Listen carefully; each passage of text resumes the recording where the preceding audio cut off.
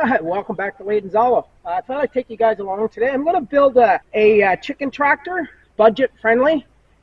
Just help some people out that sent me a few messages over the last couple of weeks on how to build a chicken tractor. And I figured, well, I may as well just do a video and show people how to do a budget friendly chicken tractor. What I'm going to do is I'm actually going to break everything down so that it makes it really simple to do. I'll try and get the cost as close as possible. Now, some of the things I've already had, so I'll have to estimate those costs. Let's get into it.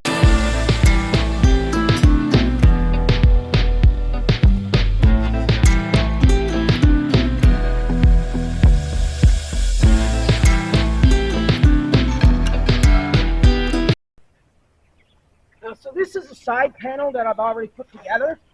And what I've used is 2x3 rough sawn lumber. It's not dressed, it's just rough sawn. Now these are 8-foot long top rail, bottom rail. Your uprights are 2 feet in length, which goes in between the 2x3s. The 45-degree angles are roughly 2 feet long. So you need 2 rails per side, and you need 3 uprights per side plus 2 angles. The angles is to stop the side walls from being able to move back and forth. This keeps everything really, really stiff and solid so it doesn't move. Now, I cut all of these up in my workshop with my miter saw, but you don't have to have a miter saw. You can use any type of cutting tool that you want. Skill saw, hand saw. Well, hand saw will take a bit of time, but skill saw works fine too. Now, the reason I cut it up there is just easier and quicker for me to do it up in my workshop.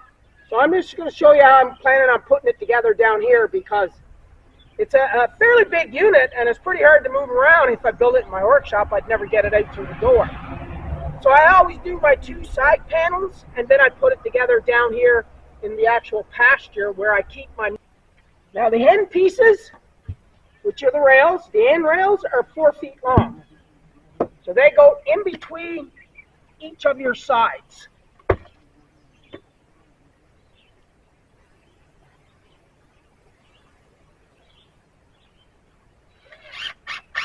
Now this is easier to do if you have somebody helping you, but I'm here by myself today, so.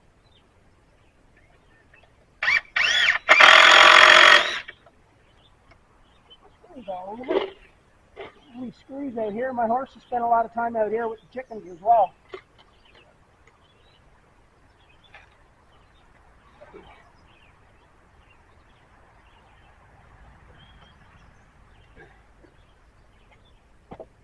This is a very simple design. It doesn't get any easier than this. Now this is at the back end of my chicken tractor. So my back piece, which is here, I always bring it up roughly about 2 inches or so off of the ground. And these were cut, these angles on this piece were cut on my miter saw, which is a 45-degree angle. Hey, that's the back. Like I said, this is a very, very easy build. So I'll pull this forward so you can see that end. Now this is the other end, but this end, I only keep it up maybe an inch or so off the ground. That's it.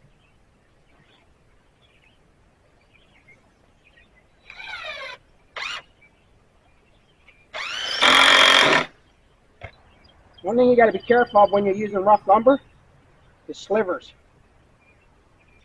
Now this took me about, to cut all of those pieces probably took me about 20 minutes.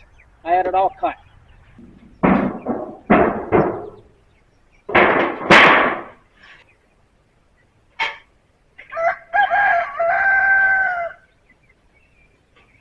Now, this board is the one that I use here. So I have something to screw the sheet metal that's actually going to be the door to get into the chicken tractor to feed the chickens. Because these are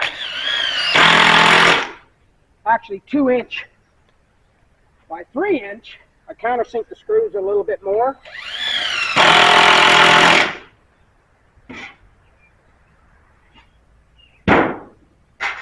Okay, that's pretty much the frame of the chicken tractor. It only took, what, maybe 10 minutes to put it together? So altogether, it's probably taken me, say, an hour. By the time I get everything else on it, it will probably take me an hour and a half. Now I'm going to be putting chicken wire. Let me grab it and show you what I use. Now this is just a normal chicken wire that I use. It's not a heavy gauge. It won't keep predators out. So if you have predators on your property where you're planning on chicken tractoring your chickens, you need to use a heavier gauge, because this will not keep, not even a raccoon out. They'll figure out a way to break it and get in and get at your chickens. But I don't have to worry about that, because if you guys follow my channel, you know I have Great Pyrenees, so I don't have to worry about predators. So what I'll do is I'll just take this thing and I'll flip it up on its side and just staple it all the way around. Now on the back end, what I do is I put a full sheet of metal at the back here.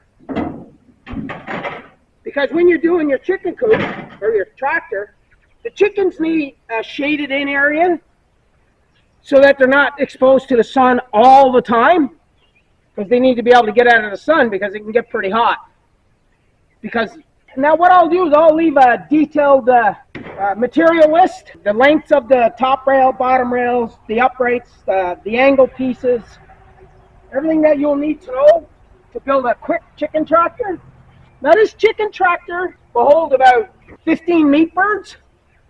But if you put 15 meat birds in one that's this small, that means you'll have to move it probably twice a day. Because meat birds, they eat a lot and they poop a lot. So you don't want the birds in their own poop.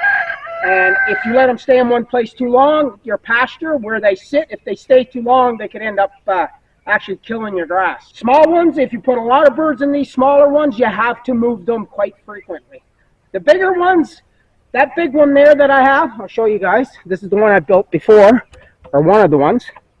That one right now, I think there's 30 meat birds in there, but they're going to be coming out, and some of them are going to be coming in here.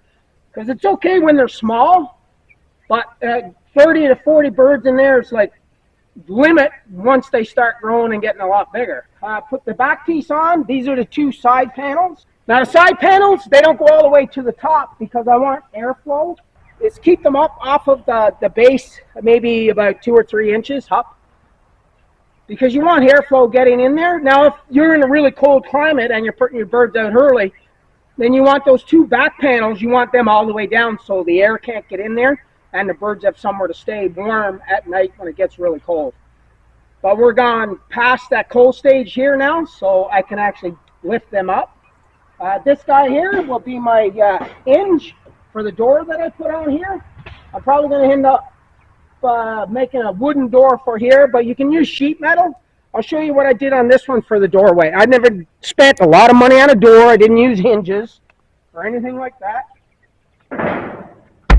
I just put some extra screws in the metal. That's it.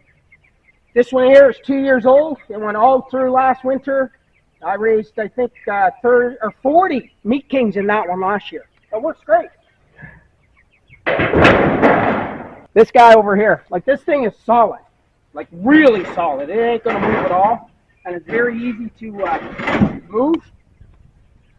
So yeah, I'm actually gonna show you guys how I move my big ones. I'm gonna do that now because I'm gonna do the same thing here, but I gotta get the chicken wire and everything on.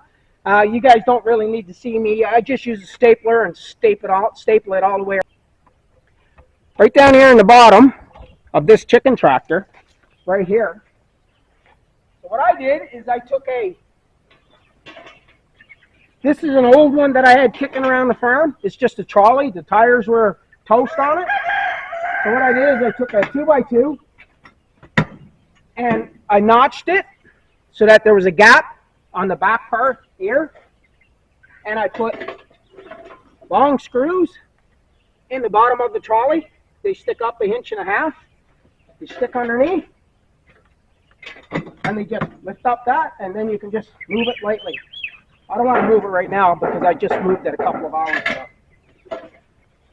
Okay, So I hope you enjoyed the video. Maybe consider subscribing. Smash the like button. Leave a message. Let me know where you're watching from and what you thought of the video. And thanks again.